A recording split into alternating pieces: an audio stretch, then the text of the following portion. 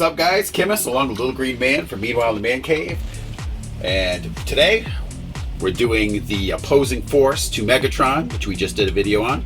It is Optimus Prime from the Transformers Bumblebee movie. This is still from Threezero. The Megatron turned out pretty nice, so if you haven't checked that out, check it out. It's actually a pretty cool figure. Today we're going to be doing Optimus Prime here. As we found on the other box, you can open these up. So, kind of a gatefold here. You can kind of see the character a little bit. He's in the plastic inside there, but you know, looks like the artwork on the side there is just a figure. I don't know if it's like a stylized photo of it or what, but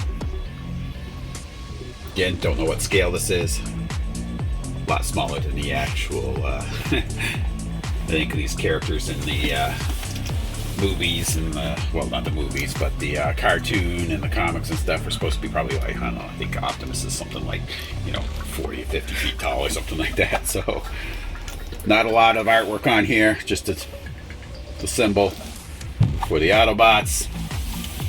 Not a lot on the side either. So guess that's not a big deal because we get them for the figures. So pop this thing open.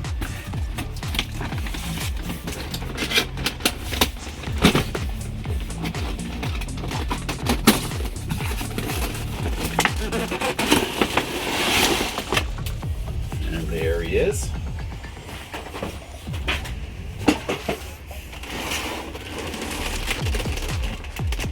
Again, looks like about the same amount of stuff with this figure as there was with Megatron.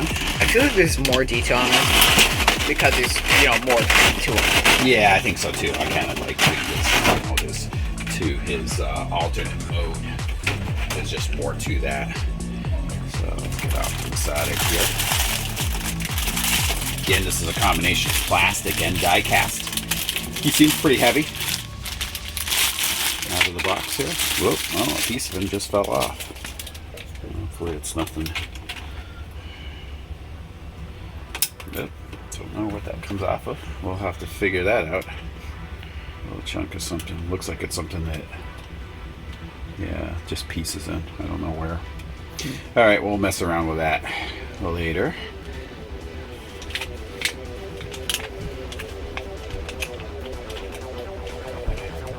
Cool thing here. It looks like you've got the staining from the diesel fuel coming out of the or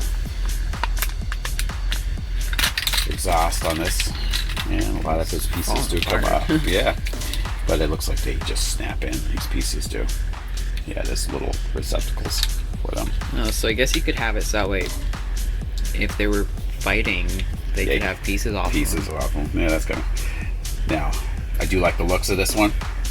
It's very reminiscent of the G1 figures. It's kind of like what but I like, it's got a little more, I don't know, detail in it than the G1 characters.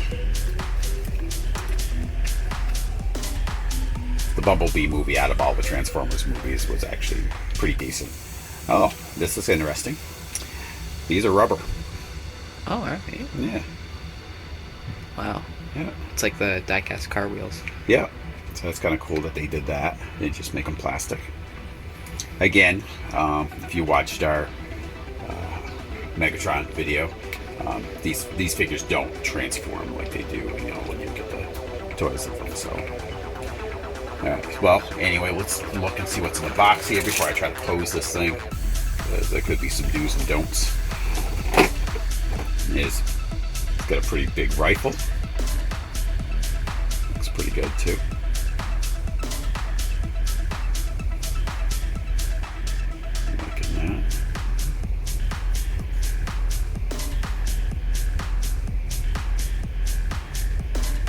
You got your miscellaneous hands here.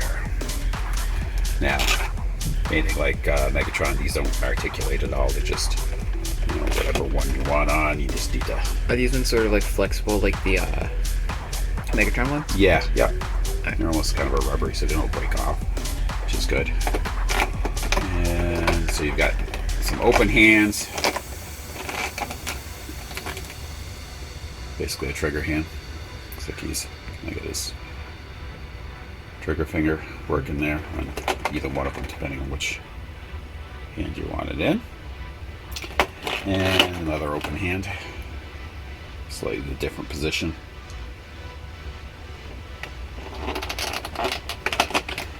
And if you want them in the roll out position, pointing. Bumblebee, transform and roll out. That's kind of interesting. And underneath, got the next layer with the warranty sheet, which is like Megatron head, and the directions. And most likely these tell you best posing positions and everything here. So I think it's basically telling you where you should be watching for when you're bending, so you're not scraping parts up against each other and things like that. If it's anything like the Megatron, he had a lot of the parts of the armor would shift a little bit, so you wouldn't have to worry about that. Yeah, they give you this. Basically just a lot of warnings about what not to. And it actually tells you also how to put the base together, which we'll show you. We know it's basically the same base that's on Megatron. And the eyes do light up on this, and there's no batteries included, just like on the other one. So it shows you where his on-off switch is, right on his head here for the lights, and it looks like you have to take the top of his head off in order to get the batteries in, which we probably won't put the batteries in. I have to purchase them, and I wouldn't leave them in anyway. It's just not good to have them in storage for that long. So, with all that being said, let's get this thing together so we can see how he looks. All right. So this base is pretty heavy duty, just like the one that was with Megatron, because the figures themselves are pretty heavy. So if you need to make a heavy duty stand in order to hold all the weight. Now, it's interesting how these are constructed. So you have the large base, and you've got this, which slides into here. So you got this, goes into this receptacle here. Put it in, and this goes down here. So you've got, it's almost like a ratchet system. You can kind of go up and down with this to position it on their backs. This goes up and down as well. So it locks into place. It won't go anywhere until you hit this button, and then it'll let you slide it down. So this here will also, I believe, positions around. It did on Megatron, but maybe it doesn't. It looks like it should move. Not sure. I'm not going to mess with that right yet. But on Megatron, this moved around a little bit. But this seems to be locked in place. But anyway, we're going to pose Optimus Prime a little bit and show you what he looks like. All right, so we got him in a pose position. This figure does have a ton of articulation on it. When you are posing, just make sure you know that these here shift around a little bit, so that the way things won't scrape. Same thing with here on his sides. These will shift around. Now he has pivot points at his hips, and even up here. Like if you move around, like right underneath where the windshield is and everything, his chest shifts around in there. There's a ton of articulation in this thing, so you can get some really dynamic poses. And his center of gravity is such that he poses pretty easy. He'll stand. He doesn't feel like he's going to fall over like constantly. So you can have the stand on him if you want to have even more dynamic poses, but it's not absolutely necessary. I really like this one too. This will go really good with Megatron. I'll have them in the same kind of in combat kind of thing for the diorama. I can spin him for you guys too. There's a nice weathering with this figure as well. You can put whatever hand that suits you on it.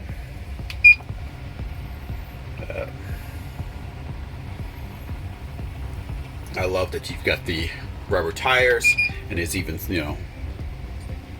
sense of dirt and everything on the tires. which is cool. No, it's very well done. If you're a Transformers fan and you don't care about it transforming actually into the robot mode, this is a great figure. He just looks better. It's a nice scale. It's a pretty big figure. He just looks really good. The one I need though now is Soundwave. That's the other one I want. Megatron's right hand robot. Guess I can't say man, but but it's cool that he's got the roll out finger going on there, so you can signal that in there. But it's a very nicely painted figure. A lot of good detail. I mean, especially with the back, there's just a lot of, you know, mechanics. Yeah, which adds a lot to it.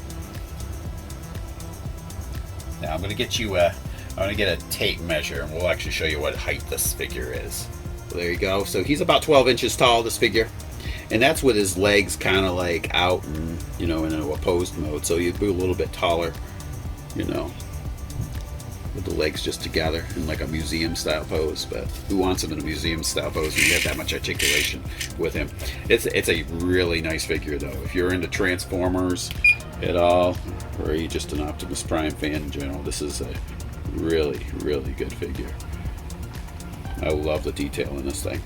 Now, kind of a cool thing too, we noticed on, I think it's on his right arm here. I mean his left arm. It's kind of cool. There's a lot of detail up in there too, like the mechanics actually in his arm, which is pretty awesome. So, anyway, I want to thank you guys for tuning in to another episode of our show. We appreciate all you guys subscribing, and please tune in to the next episode Of Meanwhile in the Man Cave. Talk to you guys later.